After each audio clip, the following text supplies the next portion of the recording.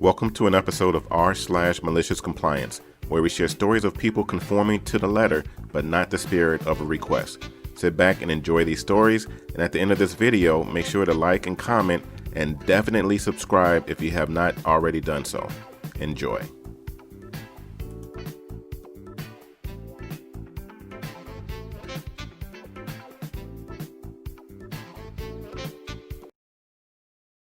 And this next story is posted by /forced to create ID.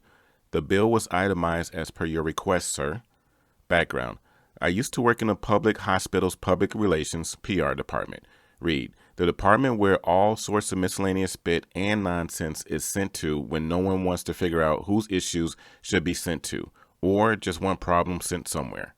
It was hard to manage the workload with a yes-man PR director at the helm, who typically acceded to most requests for help, especially after other staff tacked on their go-to flimsy excuse of, it's related to a patient, so PR should handle it, or flattery, you guys are really good at dealing with this, we just mess it up, so it's for the best if PR takes over. Besides the PR department, there was a medical case management department that dealt with more difficult cases involving legal, high complex medical, or multidisciplinary cases. Due to the nature of our work, sometimes cases were bounced between the two departments.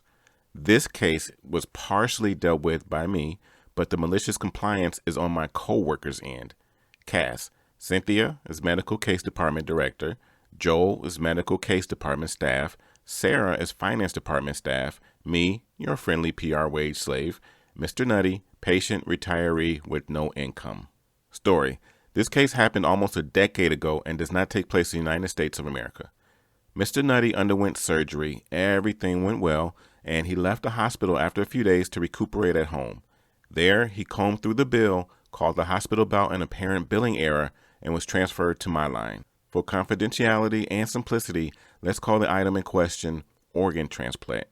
Mr. Nutty said that he didn't have an organ transplant and only had a couple of medical items inserted. At this point, he was still fairly pleasant. I assured him I'd call him after checking. As this was basically a non-emergency case, the finance department and the surgery department took about a fortnight to gather the details and figure out what happened.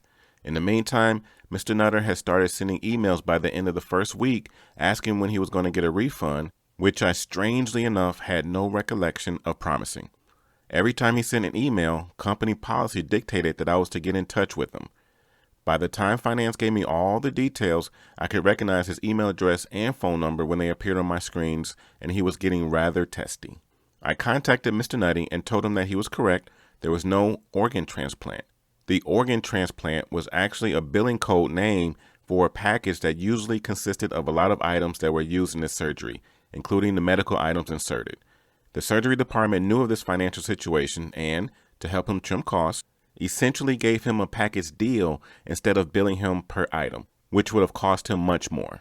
This triggered something in Mr. Nutty and he went ballistic. Shouted that a public hospital running on taxpayers' money should be more honest, that it was the principle rather than intent that was important, and demanded that we change the bill to accurately reflect everything that was used in the surgery, no exceptions. Even telling him that it was likely to be much more expensive did not deter him from following his principles. I was still relatively new to the job then, so I informed Mr. Nutty that I would have to speak with someone else to see if his request could be granted and ended the call. It was at this point Cynthia came up to me and asked if I was all right.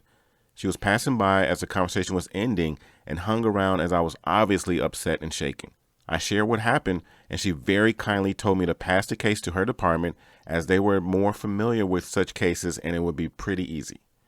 I didn't hesitate to say no, as I was sick of Mr. Nutty by then and called him a day or so later to tell him that Joel was taking over his case. Thereafter, I did not hear anything about this issue from Joel, Cynthia, or Mr. Nutty and forgot all about it until 5 years later. A major reorganization took place 4 years after the case came in. Cynthia and Joel left. The medical case management department was closed. The PR department merged with several others and now manages even more spit. One fine day, Sarah, from the finance department, calls me about a patient who claims to have spoken with the PR department staff and medical case department staff about a billing error that was left unresolved, although she couldn't be sure since the patient was insisting that spoke to Cassandra, Gordon, and flying a birth ID, and that he had never heard of Cynthia, Joel, or me when Sarah tried to confirm if they were talking about the same staff. After an archaeological excavation of the archives and patient records, we discovered that it is Mr. Nutty calling about the same issue, with a twist. Apparently, when Joel reached out to Mr. Nutty, he tried to explain that he would be facing substantial losses if we were to follow his instructions in itemizing the bill. Mr. Nutty simply would not take no for an answer and preached his ears off. Mr. Nutty also threatened to go to multiple government departments to tell them about the hospital's illegal actions, and apparently later did go to at least a couple. Here, I have to admit that Joel was a much more professional worker than me and was typically a calm, steady rock who could take a lot of rubbish and still walk away without wanting to commit murder, or at least not admitting to wanting to commit murder. Mr. Nutty must have deliberately picked all the bad en route options he could and more, because I had never seen Joel do anything similar in the 4 years I worked with them. Typically, when faced with such requests, Joel could and would escalate the issue to Cynthia with the recommendation to ignore the case or request after giving an official reply via letter. Cynthia would usually agree as long as it was a morally correct choice and there were no legal or medical repercussions. Joel did not do that in this case. Joel opted to follow Mr. Nutty's request to the letter. He told the surgery department what happened, pissed off that their goodwill had been spat and trampled upon. Surgery department agreed with the changes and looped in finance to make sure every single item used was listed individually. No more packages or cost-saving efforts for Mr. Nutty. It turned out that the organ transplant was not the only billed item that was actually a package deal, so Mr. Nutty's bill came up to nearly double his original cost. Mr. Nutty was not happy when Joel returned with the shiny new bill. He refused to pay the bill and continued to harass and threaten Joel off and on for about a year or so, but eventually went quiet. Back to the present day. I asked Sarah why Mr. Nutty was calling years later, and apparently it was because the debt collection agency had found him. Mr. Nutty had moved and did not update his particulars as he skipped his medical appointments as well. At the hospital, if bills go unpaid for some time, they go to a debt collection agency, which relies on the information provided by the hospital system. After all these years, Mr. Nutty finally came back for a checkup and had to provide updated details. The debt collection agency caught wind of this and started the collection process again. Somehow I managed to dig into my well of by then nearly non-existent compassion and asked Sarah if there was any way to reverse the changes. Sarah cackled and pointed out that because of the universal health coverage available, Mr. Nutty's medical bill was initially 80% covered, in part thanks to the particular package codes, like organ transplant, the surgery department used. However, after his request, only about 30% of his new, more expensive bill was covered. The best bit, all such bills go to the government, and only one change is allowed unless the hospital admits it was their mistake, in which case there may be penalties. This is to prevent hospitals from changing the bills willy-nilly and to save administrative costs. Amazingly enough, one of the governmental departments Mr. Nutty complained to about our illegal actions was the same department in charge of handling universal coverage for hospital bills. So not only did the government department in charge know about his not too intelligent demands, they also knew that we had tried to help him but changed the bill to comply with his request. And there was absolutely no way the hospital was going to take a penalty on Mr. Nutty's behalf. It was with great, unbridled joy that I made the final phone call to Mr. Nutty.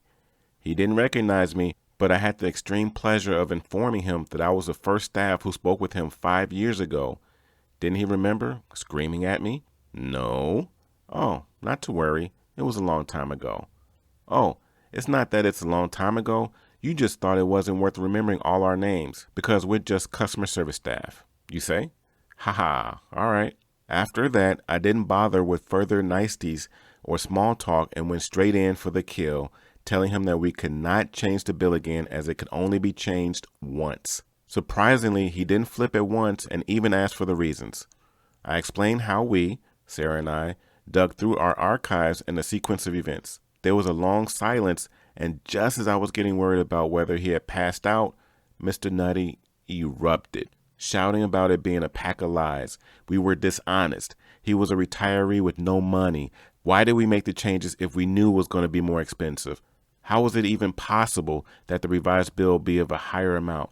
It must be a mistake, etc. By now, I was a seasoned staff and would normally have ended the call after 3 warnings. My dear readers, I did not do that with Mr. Nutty.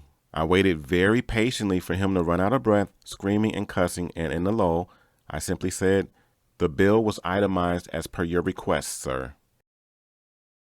That was one fantastic story, and make sure that you like, comment for sure, share, and if you have not already done so, subscribe to the YouTube channel of TNA, Top Notch Audio, to make sure that you get notified for more videos in the future.